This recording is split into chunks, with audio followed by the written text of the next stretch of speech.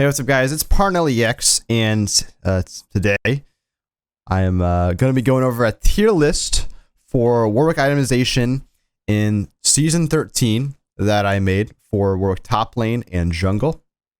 And I also, at the end of this video, or at the after just going through some of these standout items and generalizing here, we'll talk about Warwick's best builds for Preseason 13 as well, so that you guys can win more games and have more fun, because I think Warwick is actually in a really, really good spot right now, and I'm having a blast with some of the builds that I'm doing, because I'm able to actually carry pretty hard.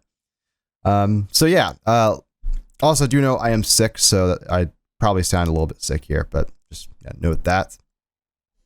This is the tier list for items that I made. I actually just tried to make this video where I went through each item one by one. Took too long, so let's just make it quick and just present it right here, how things are, and I'll only talk about items that are unique and relevant. So let's actually just start off talking about Jack Show. This is an S tier. This item is insane on Warwick. It's insane in general as an item, but it's really insane on Warwick because it just makes you just super tanky. Just having so much raw resist is great for Warwick. Because it synergizes really well with your healing. It makes every point of healing that you heal worth more, because it's harder for you to take each point of damage. So this is just purely good for the sake of just having insane stats. Is really what it comes down to. Like the active splash effects, like the drain effect, not very relevant. It's a pretty useless effect, not gonna lie, but it's just kind of there, whatever. But the actual resist that this gives you and the tankiness that it grants you is insane. And that's why this item is strong. Things to consider though with Jack Show: you can't rush it and work, because otherwise you're going to lack wave clear and damage. And yeah, you're just going to want to get a damage item for your first or second item, which will for the most part just be Ravenous Hydra or Blade the Rune King. Gargoyle Stone Plates is also an S tier because of just how sick it is with Jack Show. In combination, these two items makes you absurdly tanky. Now, while I do have these two items in S tier, and you'll see when I talk about builds here in a second, that I've been going. I'm not going this every game. I'm not going this pair every game, but it's a deadly pair. When it's really, really good, it's really, really good. And it just makes you just super tanky to absolutely everything.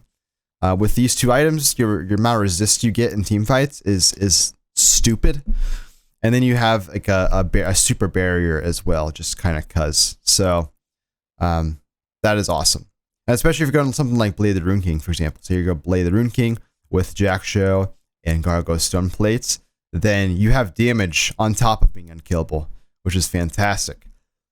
All right, so for A tier. So yeah, let's talk about Blade the Rune King while we're at it first. Like I just said, Blade the Rune King I've never really been a huge fan of, honestly.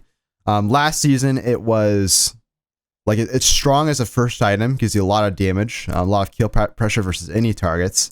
Is really, really good for DPS for Warwick, but it's always kind of fallen off a little bit because you just become too squishy in team fights. But of course, the Jack Show and Gargoyle Stone Plate, you don't have any problems falling off in team fights. So it's just a strong first item power spike now. Gives you a ton of kill pressure, and it just now scales because of these items, which is awesome. And that's why this item is so good now, because of the items around it. Ravenous Hydra obviously got buffed, and it's getting nerfed again, but the nerfs shouldn't be a big problem. And the reason why Ravenous Hydra is better than it used to be, for two reasons. First of all, the splash damage is better on both Ravenous and Tiamat.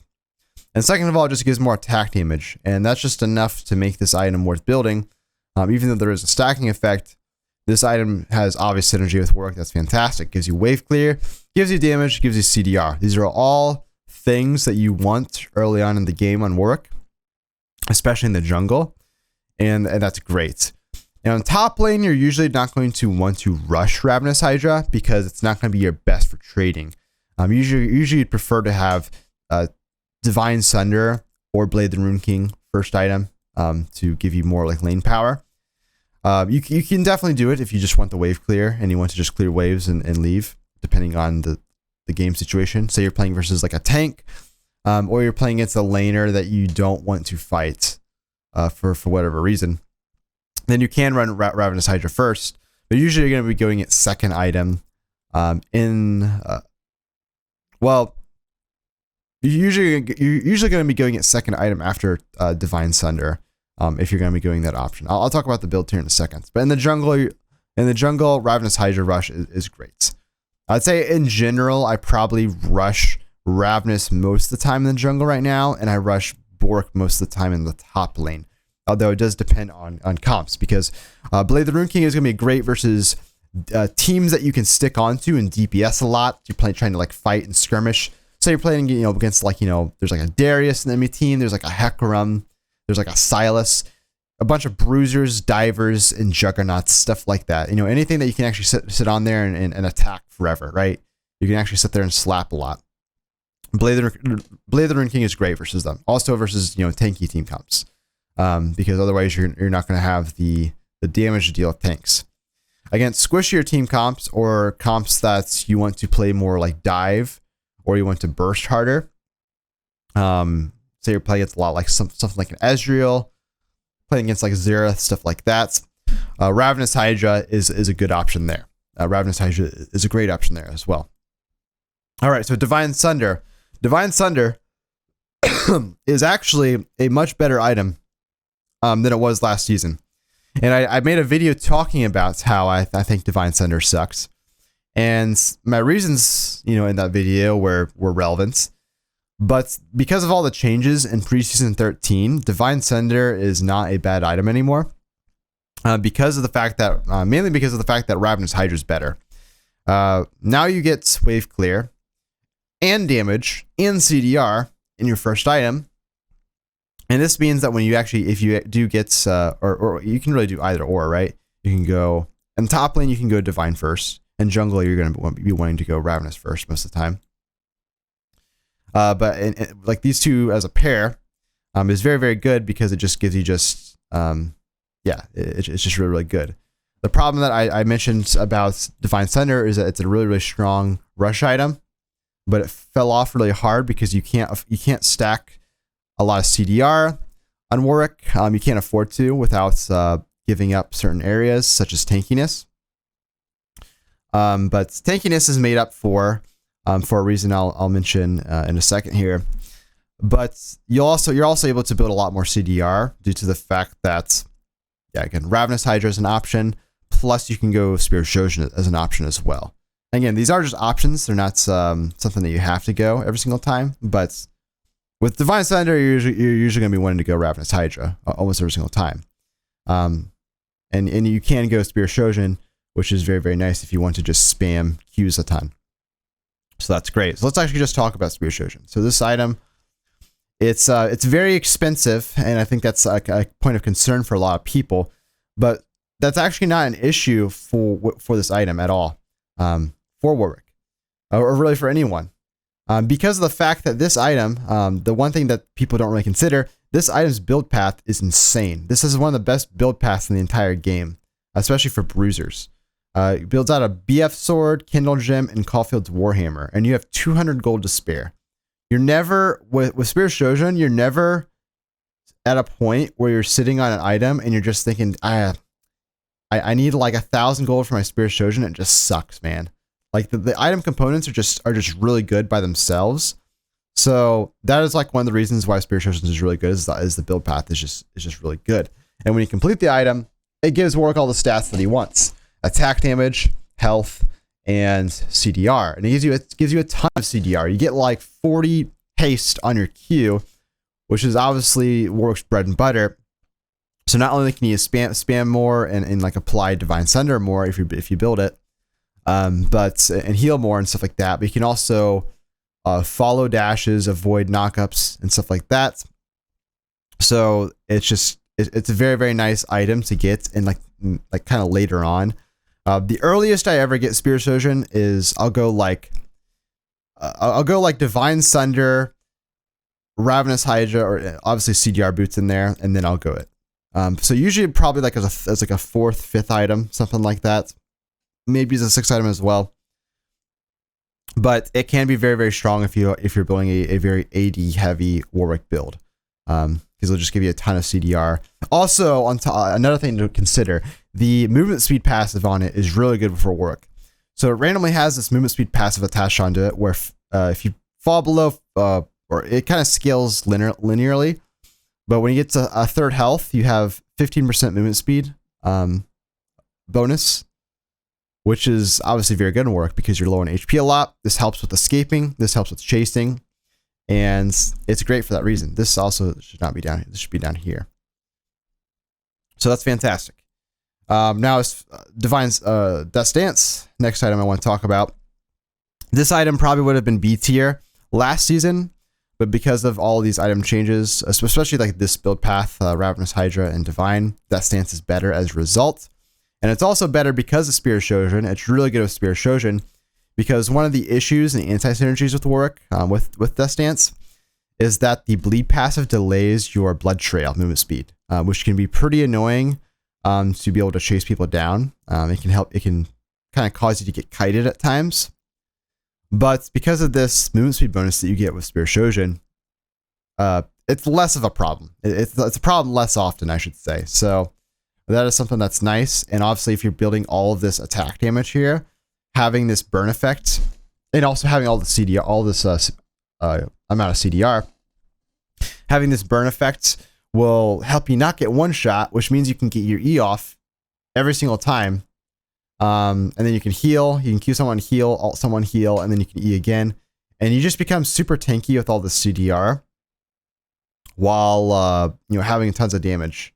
And yeah, it's really good for that reason. And then Maw is just kind of in here for similar reason as Death Stance. It's just good as a magic resist option for giving you attack damage and CDR as well with this build path. So yeah, as far as like these other items, again, I'm not going to talk about every single item. I think Anathema's Chains is a little bit better than I thought it used to be. So I put it up here, respectable. Hall Breaker, I was thinking about. I think Hall Breaker, if you're going top lane Warwick and you go like Blade the Rune King, Jack Show, and Gargoyle, I think Hall Breaker would look beautiful here if you're looking to like split push. I don't really know if you're ever really going to be looking to split push in Warwick late game, but if you are like able to make it work, it would be with this build. This obviously just looks insane right here to me. So it's something I just need to try out. I just want to kind of throw it in there. Randuin's Omen, I think is really like, I really like the changes, and I think it's a solid item. Problem with Randuin's is it's just, I feel like there's just so many better options right now in terms of like Warwick builds, and I'll talk about the exact Warwick builds in a second, but it just feels like I never really want to like build Randuin's because it feels like it'll like delay like CDR or damage that I want, something like that. So I think it could be good after Gargoyle Stoneplate. For an armor option, especially something like Blade the Rune King, even like Randuin's as well. But yeah, it's a situational option that gives you really, really good utility for team fights or for sticking onto enemies. But the stats are very nice, very, very nice. So Spirit Visage, I think actually got better. I probably should be building this even more nowadays. Honestly, this could even be A tier at this point. Just because of all of the healing and shielding options we have up here. I mean, look at this. If you're building this much CDR with Ravenous Hydra, Spear Shojin, and Divine, Spirit Visage would obviously be fantastic because you're healing a ton. If you're going Gargoyle Stone Plates and you have like Blade the Rune King as well, Spirit Visage as well, like I said, could just be really, really good of an option there. So that's something to keep in mind. Also, yeah, so Iceborne Gauntlets. I know a lot of people are going to ask about this. I think this item is like okay in Warwick, but it's not that great. I've only built it a couple times, but it felt very whelming every single time I built it. It's like okay. It's just okay. If you want to be as tanky as possible, just go Jack Show is really what it comes down to. If you want to be tanky, go Jack Show. If you want damage, go Divine Sunder. That's how I feel about Iceborne Gauntlets. Because Warwick's base damage is not that amazing. And also, you don't get a ton of CDR on your Q. You don't spam your Q a ton until later on in the game. So you're not going to get too much value off the Sheen proc compared to other champions. And I feel like that, like, even the champions that should like Iceborne, like Asante, for example, aren't building it. They're preferring Jackshow. So I'm pretty sure this item's just kind of underpowered, honestly. Which is, I don't know. That's kind of promising because that means maybe it'll get buffed at some point, but I'm not entirely sure. That's just how I feel about it. Thornmeal. I want to throw in Thornmeal, just kind of briefly touch on this because this item actually got buffed in a way. If you're going Jackshow and go Stoneplate, because these obviously gives you, like, this combination gives you an insane amount of armor. And because Thornmeal scales off of armor, you're going to get more damage off of Thornmeal with this combination. So that's just something to throw in there. It's not something, it's still a situational item. That's B tier here. Situational items. But it's something to mention as being a good option when you have that combination there. I mentioned Heartsteel previously in one of my videos. I think that Heartsteel it has anti-synergies with Warwick. Warwick wants to build a damage item first, or a wave clear item first. So he's going to delay his stacks by getting Heartsteel second. And Warwick doesn't have any health scaling or anything. So yeah, it's just like Heartsteel is not that great in Warwick because there's like, even if you do manage to get a bunch of stacks in Warwick, which is going to be really hard to even do in the first place, he's not really good at stacking it.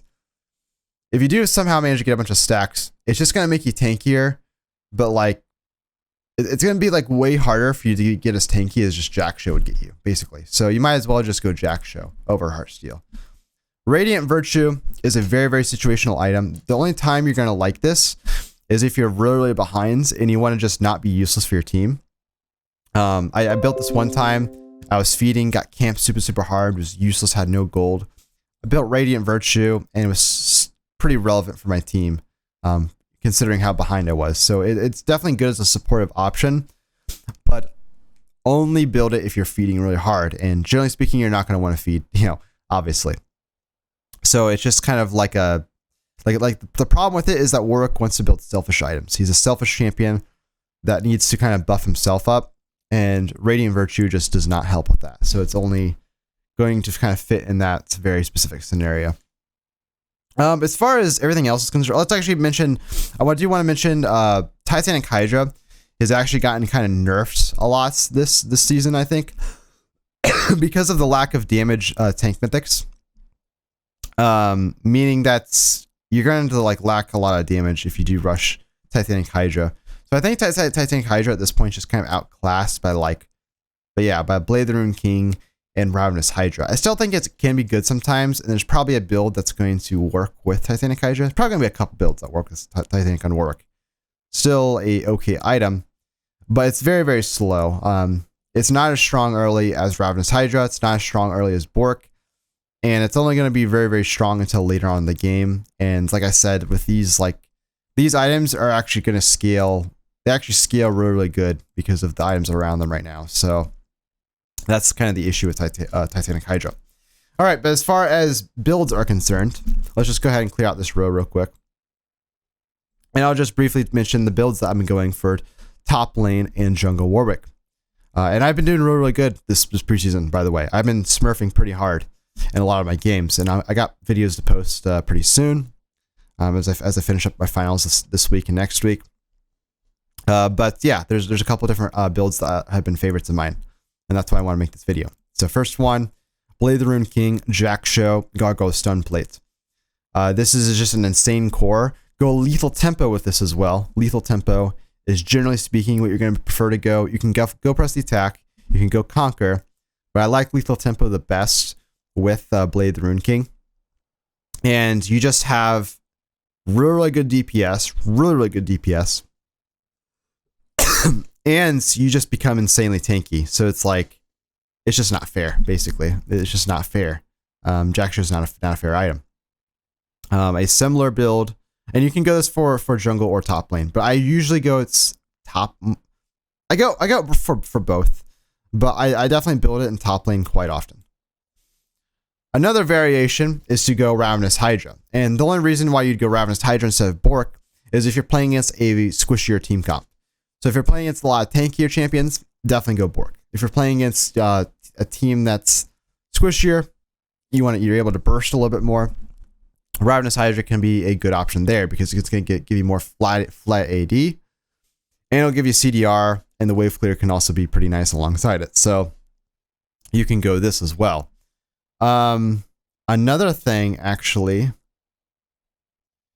is you can do this as a variation. You could go something like this.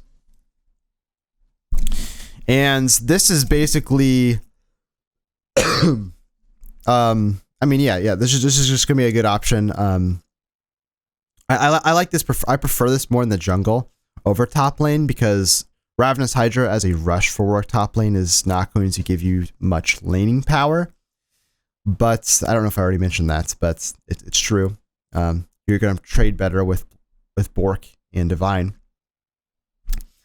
But this can be a very, very deadly combo in like the mid-late game team fights because you just are going to have a lot of AD, a lot of CDR, really strong kill power, but then you're just going to be super tanky for no reason because of Jack Show. So that's an option that you can go for as well. And then my last build that I do want to mention here is, well, notice how these are all like the same items, just in different variations, is going to be this. And this is the order that you'd go in the jungle. You'd go Ravenous Hydra, Divine, and then Spear Shojin. A lot of times. You don't have to go Spear Shojin actually here. This is all optional. But I do like to go Spear after these two items here. If I think I can, or unless I feel like I really need the tankiness. You can go tanky items in here as well. So you can go like something like Randuin's, blah blah blah. But I generally speaking am going to prefer to do something like this. And in the jungle, I like this. I like to go Ravenous Hydra first for the wave clear. In the top lane, I usually prefer to go Divine Sunder for the trading power. But this is just going to give you a ton of damage in CDR, like a ton of CDR. And your tankiness is going to be pretty fine, especially considering you can just spam your E a ton. And you spam your Q for heals, you spam your E for damage reduction, and it's all a good time. So yeah, I like to go this build versus team comps that are I'm not like team comps that I wanted to stick onto a little bit more. I can't sit there and out attack them like a crazy amount. I'm playing against like a Lee Sin and a Kali, for example. Like they're dashing around all over the place, so you're gonna be playing more around your Q cooldown. But also, versus team comps that are just squishier. They're not super tanky. I shouldn't say squishy, just not super tanky. So like Lee Sin is an example, like I mentioned. He's kind of bruisery, but he's not too tanky, so you don't really need to go Bork versus him. You can, but you can afford to go like a burstier build. And I like this, and I like to go CDR boots with this. Obviously, I like to go CDR boots with the Bork builds as well, but it's a little bit more situational. In that situation. So it kind of just depends on what you feel like you need. Also, I'm not sure. I don't think I mentioned actually. So as far as my closing note here is going to be jungle pet rankings. The best jungle pets for Warwick in season 13, S tier. S tier is going to be green jungle pet, the Moss Stomper. The flat shield, the tenacity, mainly the flat shield synergizes super well with Warwick. Because say you're going this build right here, and one of the problems is early on. Let's say you just have these items so far. One of the problems early on here is that you're going to be kind of squishy. You're vulnerable to getting like bursted, but you have a shield. You have a shield, so you're much tankier now, and you're going to be harder to actually burst or one shot, and therefore you're going to be able to actually utilize the sustain of your kit and Divine Sunder and CDR a lot more reliably. Another thing, is just going to be like, if you're going something like Bork, Jack Show, and Gargoyle Stone Plate, and you have the Moss Stomper, you have a ton of just resist. So the flat shield, Moss Stomper's a flat shield. it doesn't scale off of anything. So the flat shield that you have is going to be worth more because of all the resists that you have. So just in general, I'd say that it's just going to be like definitely like the best overall jungle pets for Warwick. It's just 90% of the time I like to go it. I'd say like 9% of the time I like to go the blue pets. That's like a B tier. It gives you out of combat movement speed, and it's nice for kind of getting around the map. It's nice for like trying to flank squishies. So if I'm playing against like a lot of like, I don't know, I'm not entirely sure. There was a comp that I played against earlier today that looked really good that I built it in, but it's just kind of a feel thing. Like if you feel like, you know, you can get a lot of value out of the movement speed and you don't really think that the shield's going to matter too much for Moss Stomper, you can afford to go the blue pet, and it's fine. I just think that green pet's better most of the time. And then 1% of the time you can afford to go the red pets. I actually went today playing against a team that was very mobile. They had like Lilia and like Karma. Yeah, those are champions that were like, I can't actually auto attack them after queuing them. So I thought, okay, I can go the red pet, and my Q will slow them, and then I can maybe auto attack them once or twice. The game ended before I got to really try it out fully, but that was kind of the idea. And I think the thing with the red pet is that, well, two things. One of Warwick's problems is that one of his main problems is actually getting onto enemies, not sticking onto them. And against enemies that you do struggle to stick on, the red pet's just not going to help enough. Is really what it comes down to. So that's why I think that red pet's just not really good. Doesn't have much synergy with Warwick. So most of the time we'll rather just go green pet. Okay, but that's my thoughts on preseason 13 itemization on Warwick. Let me know what you guys think. Let me know your builds you've been trying, and I'll try to post more content over the next couple weeks as I finish up with school and graduate here shortly. Peace.